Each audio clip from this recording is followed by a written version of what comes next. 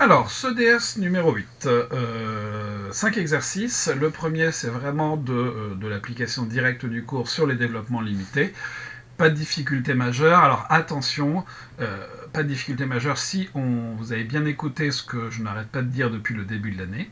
La première question, il s'agissait de développer cosinus x à la puissance tangente x à l'ordre 3 en 0. Et j'ai signalé, à maintes reprises, que lorsqu'on avait une puissance variable, il fallait revenir à l'exponentielle. Sinon, on ne sait pas traiter, et pas juste dans le cas du développement limité, mais dans tous les cas, en fait, de calcul, une étude de fonction ou n'importe quoi. Dès lors que la puissance est variable, on revient à la forme exponentielle, alors sauf évidemment si c'est déjà une forme exponentielle.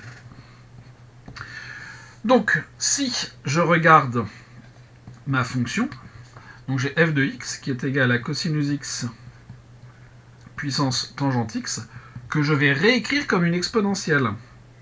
Exponentielle de tangente x ln de cosinus x. Voilà.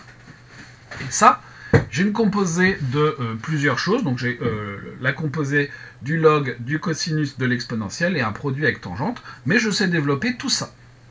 Or, cosinus x en 0, ça va être quoi? Eh bien, c'est 1 moins x carré sur 2. Alors, est-ce que j'ai besoin d'aller plus loin? On me demande l'ordre 3, sachant que ici, quand je vais développer avec le logarithme, eh bien, je vais avoir le logarithme, c'est x moins x moins x carré sur 2, pardon. Je réfléchis déjà à la suite. Et donc, ça va me donner ici du x carré qui va être multiplié par tangente. Et tangente, je peux tout simplement dire que c'est x plus un petit taux de x. Donc là, ici, a priori, un petit taux de x carré, ou même de x cube, hein, en fait. Hein. Comme ça, je prends une petite précaution d'un ordre sans aucune difficulté. Donc je développe cosinus x à l'ordre 3. J'ai donc ln de cosinus x qui est égal à ln de 1 moins x carré sur 2 plus un petit taux de x cube. Et en réalité, on n'aura pas besoin du petit taux de x cube.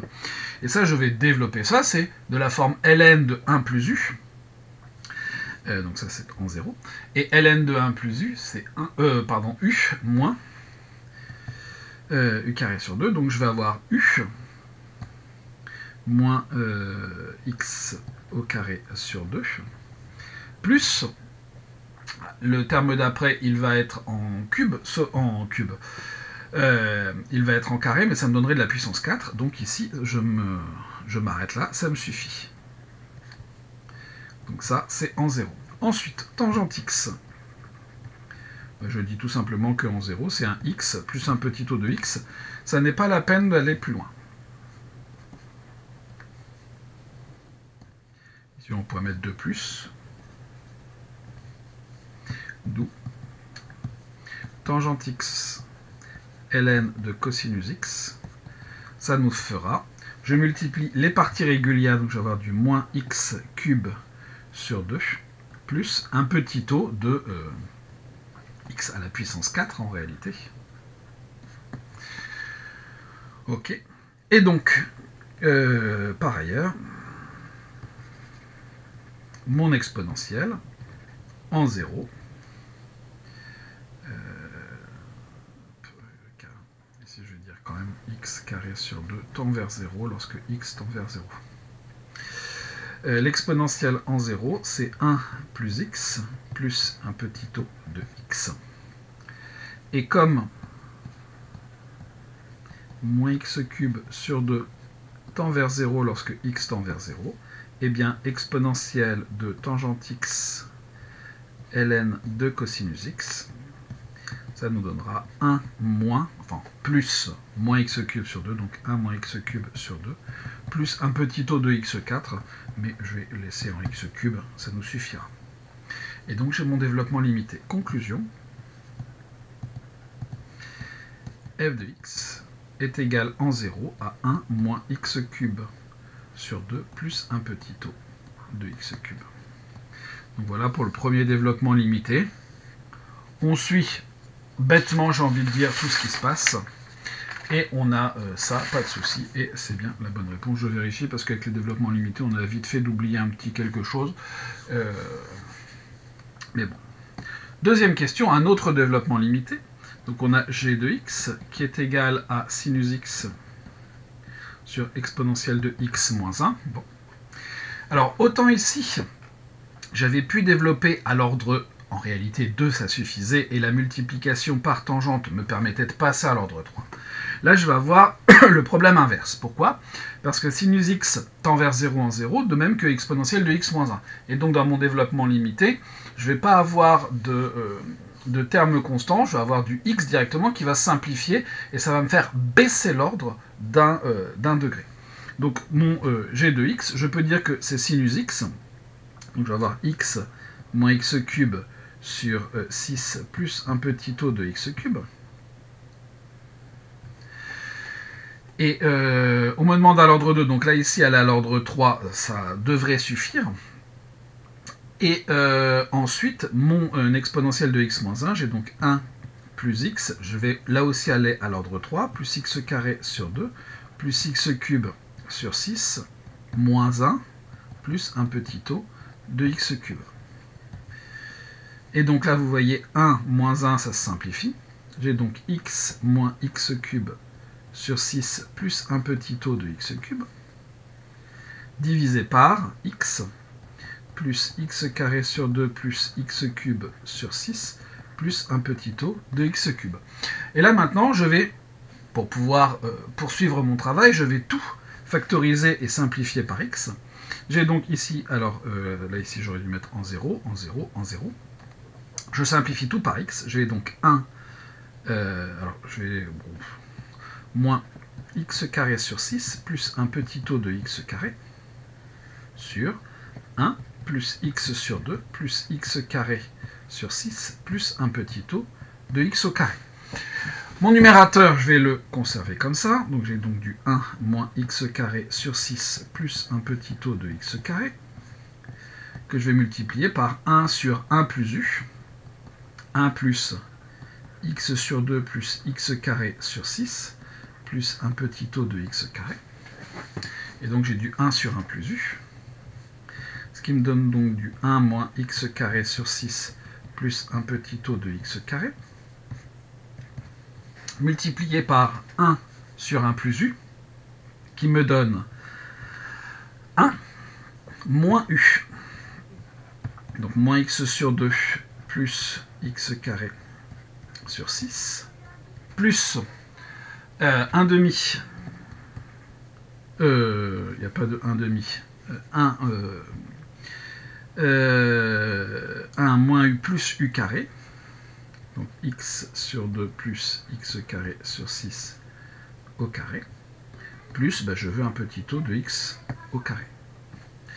J'ai donc du 1 moins x carré sur 6, alors hop, hop, multiplié par 1 moins x sur 2 moins x carré sur 6. Et ici, dans mon carré, je ne vais conserver que le premier terme, puisque le deuxième terme, le double produit, me donnera du cube, ce qui est déjà trop grand.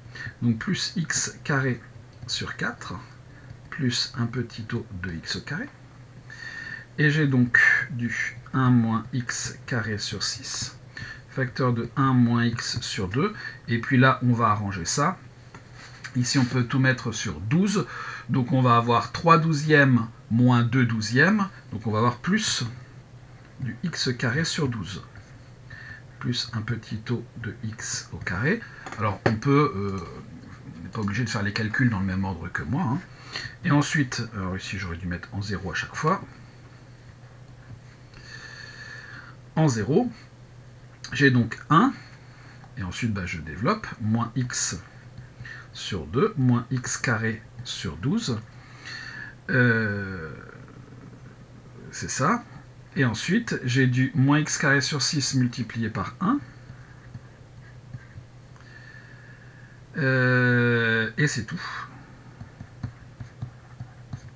Plus un petit taux de x carré. Alors tout d'un coup j'ai un doute, parce que dans mon souvenir on doit trouver 1 moins x sur 2 moins x carré sur 12, et là,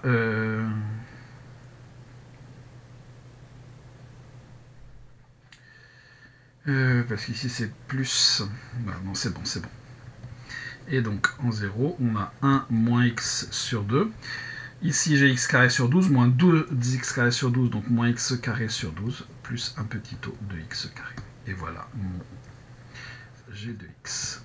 En 0, c'est 1 moins x sur 2, moins x carré sur 12, plus un petit taux de x au carré. J'ai bien développé à l'ordre 2 en 0.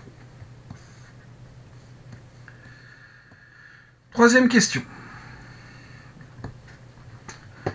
Étudier l'existence d'une éventuelle asymptote à la courbe représentative de f au voisinage de plus l'infini. S'il y a existence, on précisera la position relative de la courbe représentative de f. Donc on a f de x qui est égal à x exponentielle de 2 sur x plus racine de x carré plus x plus 1.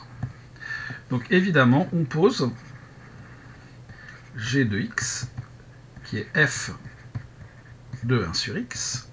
Et donc on va avoir du exponentiel de 2x sur x plus x carré, 1 sur x carré plus 1 sur x plus 1 en racine. Et donc en 0 plus,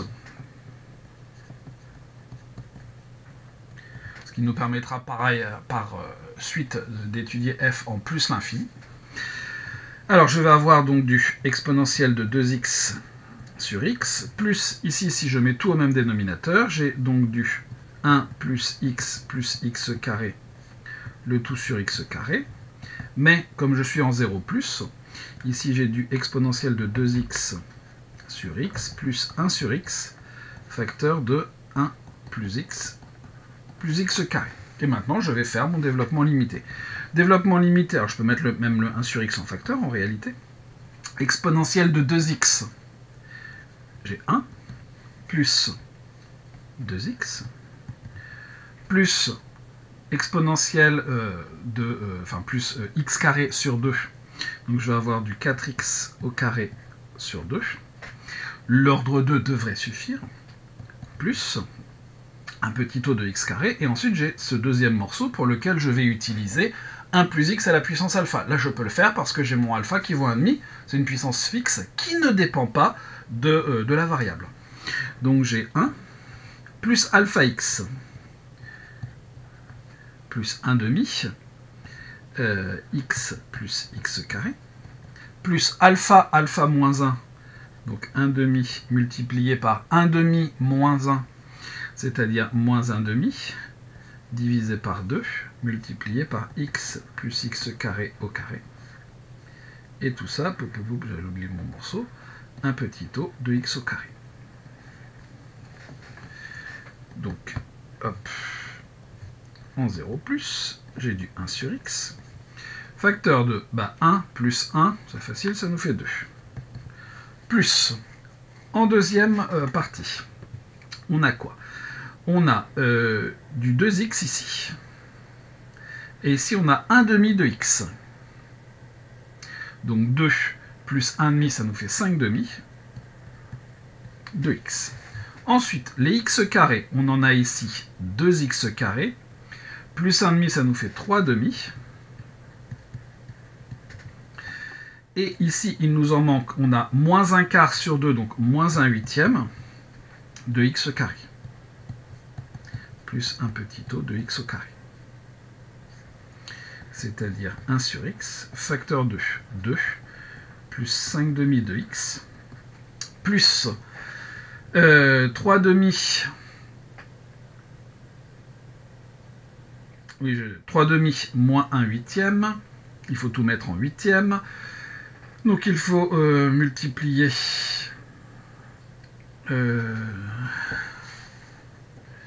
alors, est-ce que ça fait vraiment 3,5? Et ici on avait 2x carré plus 1,5, donc ça nous fait 5,5. Et donc on a 5 fois 4, 20 moins 1, 19 huitièmes de x carré plus un petit taux de x au carré. C'est-à-dire que en 0 plus, on a 2 sur x plus 5,5 plus 19 huitièmes de x plus un petit o de x. Donc, f de x en plus l'infini, c'est quoi? Eh bien, c'est 2 plus 2x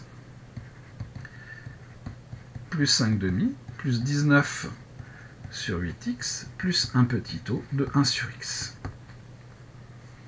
Voilà ce que l'on a trouvé comme développement pour f en plus l'infini. Donc là-dedans, le début va me donner une équation d'asymptote. Et ici, mon équation d'asymptote, une asymptote, ça doit être une droite, hein, donc quelque chose de la forme y égale ax plus b dans ce cadre-là. Et donc je vais avoir y égale 2x plus 5 demi, plus 5 demi, donc la droite d'équation y égale 2x plus 5 demi est asymptote à la courbe CF en plus l'infini, puisque la partie qui reste tend vers plus l'infini. Tend vers 0, pardon. 19 sur 8x plus un petit o de 1 sur x tend vers 0 lorsque x tend vers plus l'infini. De plus, au voisinage de plus l'infini, la partie qui reste, 19 sur 8x, est très petit mais est positif. Donc, la courbe est au-dessus de son asymptote. On a tout ce qu'il nous faut.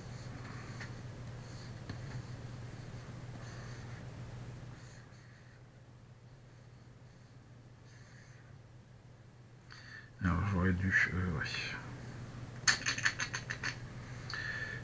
Je vais tout encadrer.